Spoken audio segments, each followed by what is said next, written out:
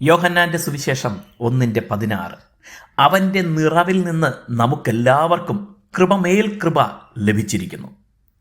യേശുക്രിസ്തുവിൻ്റെ നിറവിനെക്കുറിച്ച് നാം പഠിച്ചാൽ അവിടുന്ന് ജ്ഞാനത്തിൽ, ശക്തിയിൽ, സ്നേഹത്തിൽ എന്നിങ്ങനെ എല്ലാ ഗുണങ്ങളിലും പൂർണ്ണനാണെന്ന് മനസ്സിലാക്കാം. അതിന് കാരണം അവിടുന്ന് സാക്ഷാൽ ദൈവമാണ്.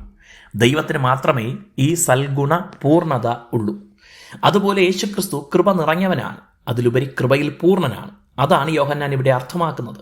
മാത്രമല്ല, ദൈവം നമുക്ക് കൃപ നൽകുന്നത് യേശുക്രിസ്തുവിലെ ഈ കൃപയുടെ നിറവിൽ നിന്നാണ്. ഒരിക്കലും വറ്റാത്ത കൃപയുടെ നിറവാണ് കർത്താവായ യേശുക്രിസ്തു.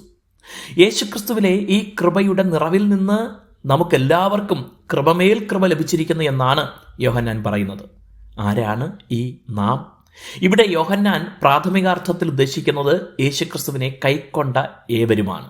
3-ാം അധ്യായത്തിൽ അവനെ കൈക്കൊണ്ട് അവൻ്റെ നാമത്തിൽ വിശ്വസിക്കുന്ന ഏവർക്കും ദൈവമക്കളാകുവാൻ അധികാരം കൊടുത്തു എന്ന് പറയുമ്പോൾ യേശുക്രിസ്തുവിലെ കൃപ ക്രിസ്തുവിനെ വിശ്വസിക്കുന്നവർക്കാണ് ലഭിക്കുക എന്ന് മനസ്സിലാക്കാം.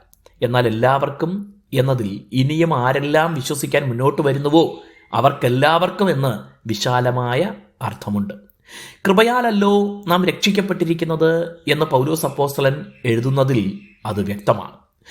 ക്രിസ്തുവിൻ്റെ നിറവിൽ നിന്ന് നാം പ്രാപിച്ച കൃപ വലുതാണെങ്കിൽ ആ കൃപയ്ക്കുമേൽ വീണ്ടും കൃപ ധാരാളം പ്രാപിക്കാൻ കഴിയുമെന്ന് ഈ വാക്യം നമുക്ക് ഉറപ്പു തരുന്നു. ജീവിതത്തിൽ വീഴ്ചകൾ സംഭവിച്ചാൽ ദൈവം നമ്മെ തള്ളിക്കളയുന്നില്ല. നാം മാനസാന്തരത്തോടെ മടങ്ങി വരുമ്പോൾ അവിടുന്ന് ക്ഷമിക്കുകയും കൃപയാൽ നമ്മെ അധികം തന്നിലേക്ക് അടുപ്പിക്കുകയും ചെയ്യുന്നു.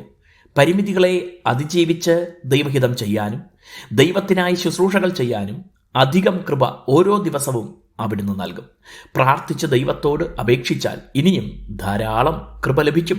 അത് ദൈവത്തിന് വേണ്ടി ജീവിക്കാനും പ്രവർത്തിക്കാനും നമുക്ക് ധൈര്യവും ശക്തിയും തരും. ദൈവം നിങ്ങളെ അനുഗ്രഹിക്കട്ടെ.